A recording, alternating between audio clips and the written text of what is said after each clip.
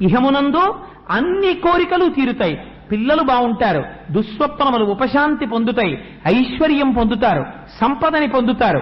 అందున బ్రాహ్మణ జన్మనెత్తినటువంటి వాడు గజేంద్ర మోక్షాన్ని నిత్యపారాయణం చెయ్యాలి. అందుకని విప్రులకు బహువిభవమరు, సంపదలు కల్గు, పీడలు శాంతి పొందు, సుఖము సిద్ధించు, వర్ధిల్లు శోభనములు.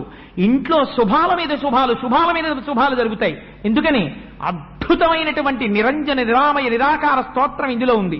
అటువంటి పరబ్రహ్మ స్తోత్రం ఉంది కాబట్టి ఎక్కడ గజేంద్ర మోక్ష నిత్యపారాయణ జరుగుతుందో అక్కడ అటువంటి ఫలితం వస్తుంది. గజేంద్ర మోక్షం చెప్పించడం వల్ల శరీరమును విడిచిపెట్టినటువంటి వాళ్ళు ఎవరున్నారో వారు పరమాత్మలోకి ప్రవేశిస్తారు. ఎందుకని గజేంద్ర మోక్షానికి ఆ శక్తి ఉంది కనుక, సాక్షాత్తు శ్రీమన్నారాయణుడు అటువంటి వరాన్ని ఇచ్చాడు కనుక. మహానుభావుడు మృత్యుంజయరావు గారికి ఎందుకు వచ్చిందో ఆలోచన, ఒక భర్త భార్యకి చెయ్యగలిగిన మహోపకారం